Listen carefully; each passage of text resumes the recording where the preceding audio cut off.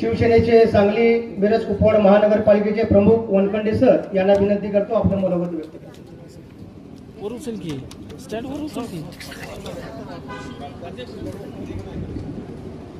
आज आपल्या मालगाव जिल्हा परिषद मतदारसंघातील आपले उमेदवार मालगावच्या कन्या चंद्रिका मनोहर वनमोरे यांच्या प्रचारासाठी, त्याचबरोबर गुड्डेवाडी गणातील आपल्या उमेदवार माझे मित्र पैलवान अजित शेजूळ यांच्या मातोश्री या ललिता काकी अशोक शेजूळ यांच्या प्रचारासाठी उपस्थित, त्याचबरोबर इथं माधवनगर जिल्हा परिषदच्या सौ संगीता भगवान गोसावी, बुधगावचे पंचायत समितीचे पांडुरंग इंगळे यांच्या प्रचारासाठी आमचे डॉक्टर कोळी भोसेचे जिल्हा परिषदचे उमेदवार अशा संयुक्त प्रचारासाठी उपस्थित महाराष्ट्र राज्याचे उद्योग मंत्री माननीय उदयजी सामंत साहेब इथं उपस्थित आहेत. त्याचबरोबर इथं मालगाव नगरीमधील आमच्या शिवसेनेचे जिल्ह्याचे प्रमुख बजरंग भाऊ पाटील, संजय बापू विभूते, आमचे डबल महाराष्ट्र केसरी आणि सर्व तरुणांच्या गळ्यातील ताईत असणारे पैलवान चंद्रहार पाटील, त्याचबरोबर आमचे मार्गदर्शक नेते सदानंदजी कबाडगे सर, शिवसेनेच्या महिला आघाडीच्या नेत्या सुंदरताई मोरे आणि सर्व त्यांच्या पदाधिकारी, शिवसेनेचे या मालगाव नगरीतील सर्व पदाधिकारी आणि आपण सगळे या मालगाव जिल्हा परिषद गटातील सर्व मतदार बंधू भगिनी, खरं तर या गावच्या प्रचाराच्या इलेक्शनच्या निमित्तानं आपण इथे जमलोय. आता उपस्थित असलेले घेवारे बाबा, आपण प्रचारासाठी खूप कमी वेळ आहे.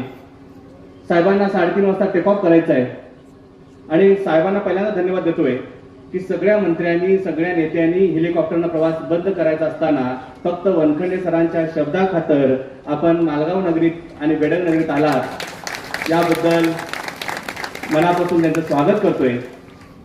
साहेब, खरं दोनच गोष्टी सांगणार आहे. ज्या आमदाराला 16 वर्षे या मालगाव नगरीनं डोक्यावर घेतलं, त्या आमदारानं फक्त फसवण्याशिवाय आणि बोगस कामं केल्याशिवाय दुसरं काही केलेलं नाही.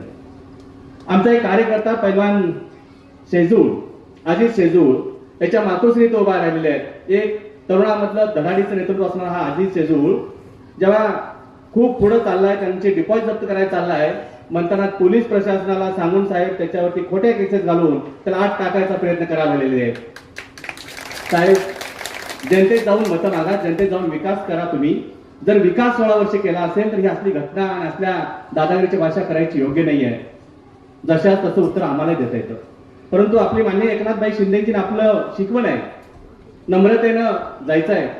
ही जनता जी सगळी एवढी आलेली आहे, हे दुपारच्या भर उन्हामध्ये आपल्याला ऐकायला आलेले आहे. अजित शेजूळच्या असेल किंवा आमच्या असलेल्या उमेदवार असणाऱ्या चंद्रिकाताई वनमोरे असतील, यांच्यावर प्रेम करणारी ही जनता इथं आली आहे.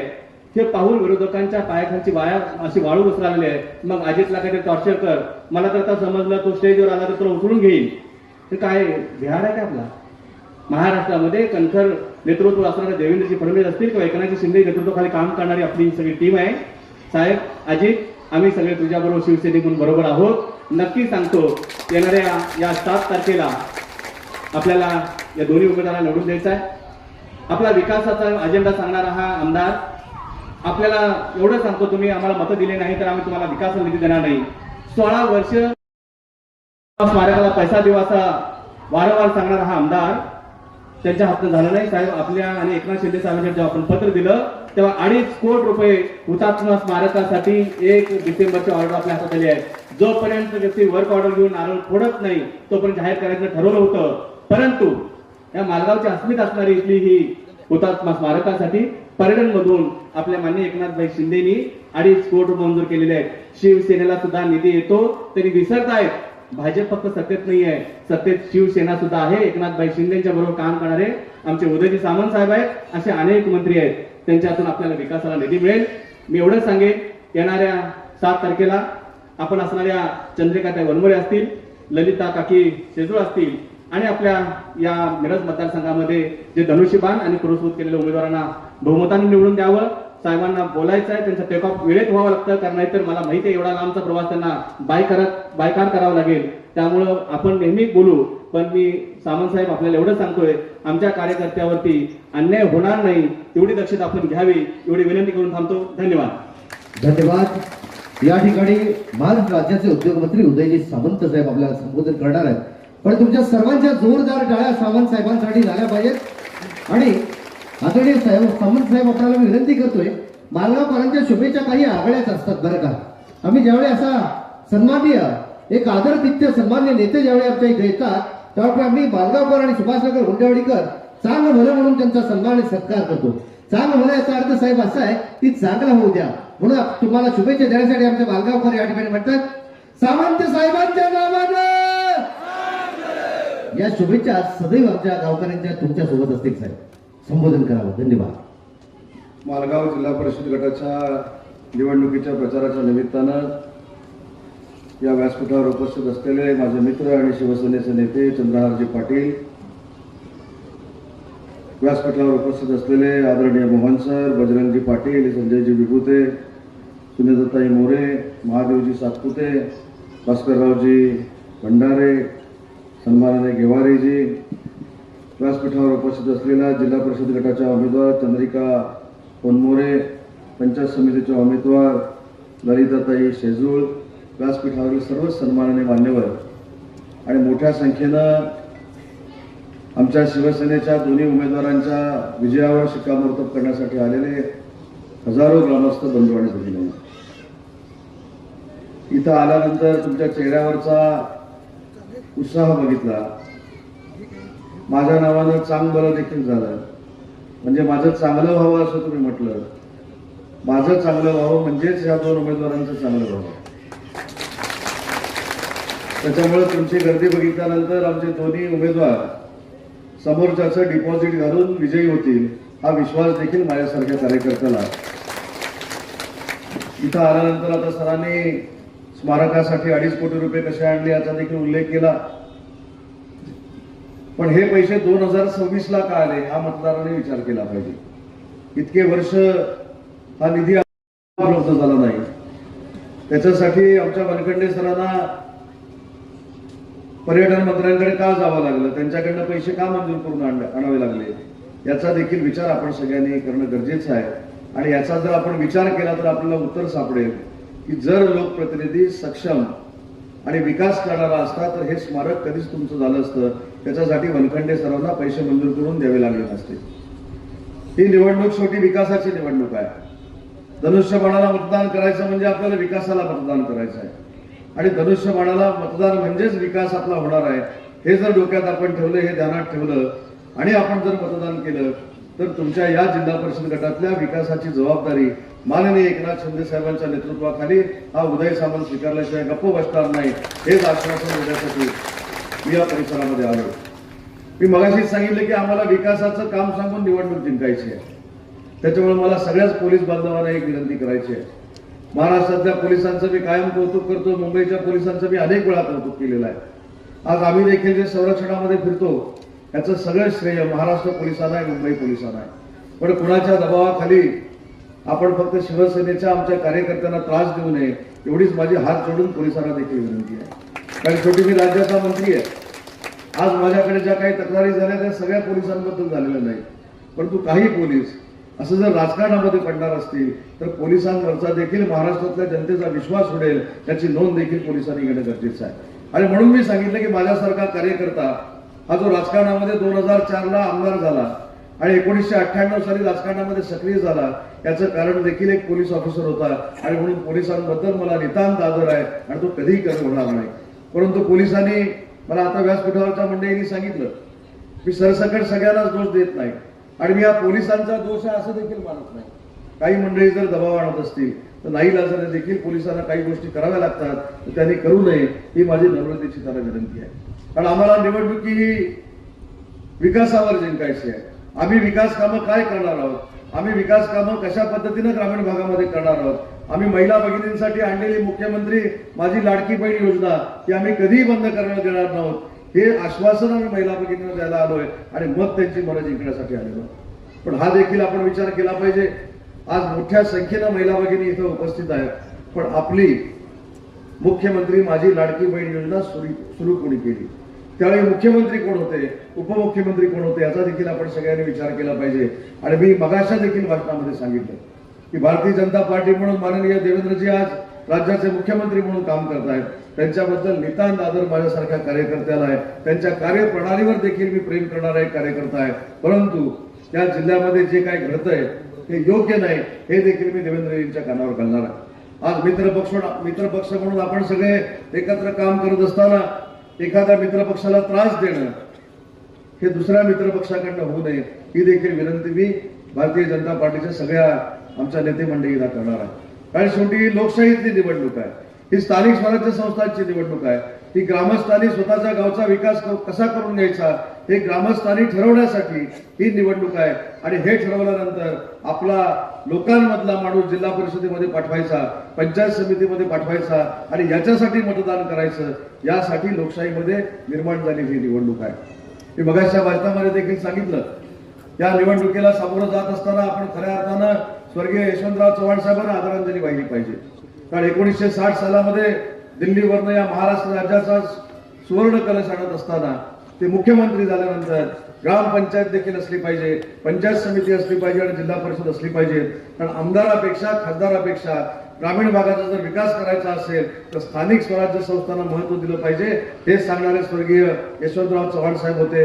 आणि त्यांचा विचार आपल्याला पुढे घेऊन जायचा आहे, वंदनीय बाळासाहेबांचा विचार आपल्याला पुढे घेऊन जायचा आहे. आणि हा दोन्ही विचार पुढे घेऊन जाणारं नेतृत्व म्हणजे राज्याचे उपमुख्यमंत्री एकनाथ शिंदे साहेब आहेत आणि त्यांच्या नेतृत्वाखाली आपला शिवसेना पक्ष चालतो. म्हणून आपल्याला धनुष्यबाणाला मतदान करायचं आहे. आज महिला भगिनींच्या चेहऱ्यावरचं हास्य बघितल्यानंतर किंवा त्यांच्या चेहऱ्यावरचा उत्साह बघितल्यानंतर आमचे दोन्ही उमेदवार निवडून येतील त्याच्यामध्ये माझ्या मनामध्ये कुठलीही शंका नाही. पण मला दोन्ही उमेदवारांना एक विनंती करायची आहे की आज उमेदवार म्हणून तुम्ही निवडून आल्यानंतर तुमच्या मनामध्ये आनंद असेल, तुमच्या चेहऱ्यावर हास्य असेल, पण तुमच्या निवडून आल्यानंतर पुढची 5 वर्ष असाच आनंद या महिला भगिनींच्या चेहऱ्यामध्ये ठेवण्याची जबाबदारी तुम्ही दोन्ही उमेदवारांनी स्वीकारली पाहिजे. तुम्ही जसं निवडून आल्यावर असाल तसं 365 दिवस माझी जनता हसली पाहिजे. यासाठी शिवसेनेच्या नेतृत्वाखाली तुम्ही सगळ्यांनी मिळून काम करायचं आहे आणि तुम्ही ते काम कराल या विश्वासानं आज रत्नागिरीवर मी तुमच्या प्रचारासाठी आलो. त्याच्यामुळे जिल्हा परिषद असेल, पंचायत समिती असेल, त्यांच्याबद्दल बोलताना मी असं बोलतो की ग्रामपंचायत, आता उपसरपंचाने इथं प्रस्तावित केलं ना, सरपंच म्हणजे कोण असतो तर गावचा मुख्यमंत्री असतो. तालुका पंचायत समितीचा सभापती म्हणजे कोण असतो तर तालुक्याचा मुख्यमंत्री असतो. आणि जिल्हा परिषदेचा अध्यक्ष म्हणजे कोण असतो तर जिल्हा परिषदेचा अध्यक्ष नसून तो जिल्ह्याचा मुख्यमंत्री असतो. एवढं अनन्यसाधारण महत्व या 3 पदांना आहे. मंत्र्याला जरी अडचणीत आणायचं म्हटलं तर ही 3 पदं चांगल्या पद्धतीने आणू शकतात. आणि म्हणून या पदांवर नम्रतेनं काम करणाराच लोकप्रतिनिधी आवश्यक आहे, जो तुमच्या मनातला आहे, जो तुम्हाला अपेक्षित आहे, जो तुमच्यासाठी विकास काम करू शकतो असं तुम्हाला वाटतं, तोच लोकप्रतिनिधी पंचायत समितीवर गेला पाहिजे, तोच लोकप्रतिनिधी जिल्हा परिषदेवर गेला पाहिजे. कारण ही तुमची स्वतःची निवडणूक आहे, ही ग्रामीण भागातल्या विकासाची निवडणूक आहे. आणि मी देखील, माझ्यासारखा कार्यकर्ता देखील एका पालीसारख्या रत्नागिरी तालुक्यातल्या ग्रामीण भागातच लहानाचा मोठा झालेला आहे. त्याच्यामुळे मला ग्रामीण भागातले रस्ते माहिती आहेत, महिलांची शौचालयाची अडचण कशी असते माहिती आहे, पाण्याचा प्रश्न माहिती आहे. या सगळ्यांना जर न्याय द्यायचा असेल तर आपल्या मनातला उमेदवार म्हणजे शिवसेनेचा उमेदवार हा जिल्हा परिषद आणि पंचायत समितीवर जाणं हे क्रमप्राप्त आहे. आणि शिवसेनेचा उमेदवार गेल्यानंतर आपल्याला काय करायचं आहे, कुठेही पैसे खायचे नाही. तर शिवसेनेचा उमेदवार जिल्हा परिषदेमध्ये गेल्यानंतर आजपर्यंत जेवढ्या जिल्हा परिषद सदस्यांना तुमची सेवा केली नाही तेवढी तुमची सेवा विकासानं आमच्या जिल्हा परिषद सदस्यांना करायची आहे, आमच्या ताईंना करायची आहे. म्हणून त्या ताईंना आपण जिल्हा परिषदेमध्ये पाठवावं ही माझी विनंती आहे. आज शेजूळताई देखील या ठिकाणी उपस्थित आहेत. मला आता समजलं की पेलवान अजित शेजूळांच्या त्या मातोश्री आहेत. पेलवान कसा असतो तुम्हाला माहिती आहे, कसा असतो म्हणजे बॉडीने मी म्हणत नाही, बॉडीने बघितलं तर चंद्रहार इथे आहे, पण पेलवान हा मनानं साफ असतो. तो समोरच्या बरोबर कुस्ती खेळताना आडेवेडे घेऊन कुस्ती खेळत नाही, तो समोरासमोर मैदानात जाऊन कुस्ती खेळतो.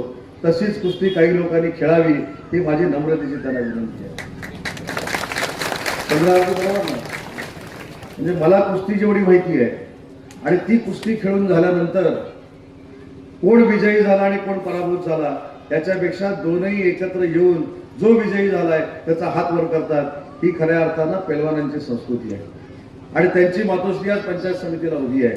त्याच्यामुळं जी पैलवान घडवू शकते, इतक्या चांगल्या पद्धतीचा स्वभावाचा माणूस घडवू शकते, तेवढ्याच पद्धतीचा चांगल्या स्वभावाचा समाज घडवू शकते असं समजून तुम्ही जेजू ताईला देखील मतदान करावं ही माझी विनंती आहे.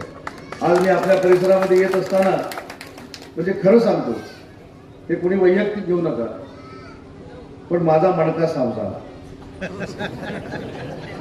एवढे तुमच्या रस्त्याला खड्डे आहेत, म्हणजे कसं तुम्ही सहन करताय मला काही कळलेलंच नाही. तुमच्या एवढी महाराष्ट्रात सहनशील कोण नसते. म्हणजे 5 किलोमीटर यायला मला 15-20 मिनिटं लागली आणि एक एक खड्डा म्हणजे एवढा मोठा आहे की अख्खा माणूस त्याच्यात जाऊन बसेल. एवढे खड्डे लोकप्रतिनिधी कसे काय ठेवू शकतात हे माझ्यासारख्या कार्यकर्त्याला आश्चर्य आहे. आणि म्हणून जिल्हा परिषदेला आमच्या भगिनीला निवडून द्या, पंचायत समितीला निवडून द्या, सगळे रस्ते आपण गुळगुळीत करून टाकू. कुठेही खड्डा आम्ही शिल्लक ठेवणार नाही. एकनाथ शिंदे साहेबांच्या नेतृत्वाखाली वेळ पडलं तर तुमचं निवेदन घेऊन माननीय मुख्यमंत्र्यांकडे देखील जायला मी तयार आहे की आमच्या ग्रामीण भागातल्या जनतेला न्याय मिळाला पाहिजे, त्यांचे रस्ते पूर्ण झाले पाहिजेत. आता एक नळपाणी योजना आता जिथं प्रचाराला जाऊन आलो तिथं काही 10-15 वर्ष नुसती गाजते ना, तिथं 15 वर्ष नळपाणी योजना होते पण पाणी काही येत नाही. आता ही कसली नळपाणी योजना आहे जादूची मला कळत नाही की पाईपलाईन 2 इंचाची टाकलेली आहे, पैसे खर्च केलेले आहेत पण पाईपात पाणीच येत नाही. हे पण मी महाराष्ट्रात पहिल्यांदा ऐकतोय. पण त्या पाईपलाईन मधनं पाणी आणून 1 वर्षात माझ्या तिथल्या महिला भगिनींना पाणी देण्याचं आश्वासन सरकारच्या वतीनं राज्याचा उद्योग मंत्री म्हणून मी दिलेलं आहे. त्याच्यामध्ये कुठेही शंका येणार नाही. तसं आपला देखील पाण्याचा प्रश्न असेल, आपले देखील शौचालयाचे प्रश्न असतील, आपले देखील रस्त्याचे प्रश्न असतील, हे देखील सोडवण्यासाठी सरकार म्हणून आम्ही कटिबद्ध आहोत. कारण शेवटी राज्याचा उद्योग मंत्री म्हणून मगाशी माझ्याकडे काही मागण्या करण्यात आल्या आणि मला सांगण्यात आलं की सगळ्या इथल्या आयांची मागणी आहे की त्यांच्या मुलांच्या हाताला काम मिळण्यासाठी इथं MIDC झाली पाहिजे. आज जबाबदारीने या गावामध्ये देखील सांगतो, शेतकऱ्यांनी जमीन द्यायचा निर्णय घ्यावा, त्या जमिनीवर MIDC केल्याशिवाय उदय सामंत गप्प बसणार नाही आणि तुमच्या मुलांना नोकरी दिल्याशिवाय गप्प बसणार नाही. हे माझं तुम्हाला दिलेलं आश्वासन आहे. पण शेवटी चांगलं काय आणि वाईट काय आपल्याला समजलं पाहिजे. शेवटचे 3 दिवस हे तर फारच महत्वाचे आहे. म्हणजे कळलं असेल ना का महत्वाचे, कशासाठी महत्वाचे. आता 3 दिवसामध्ये घुसखोरी होते.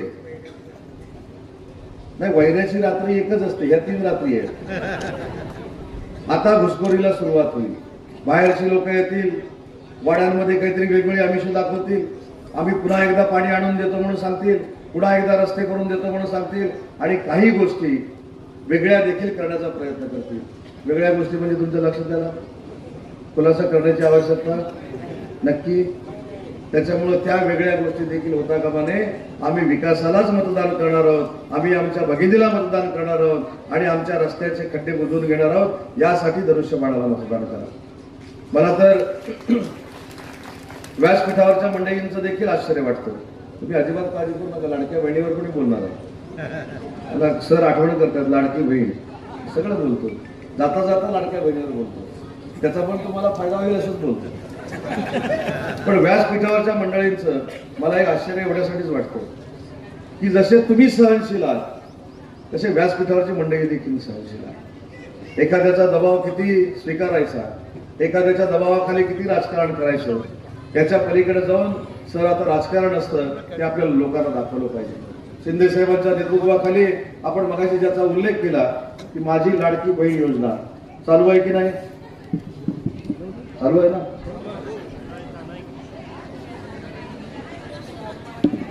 आपल्या संस्कृतीमध्ये आपल्या सगळ्यांना माहिती आहे की वर्षातून एकदाच भाऊबीज होते, बरोबर ना.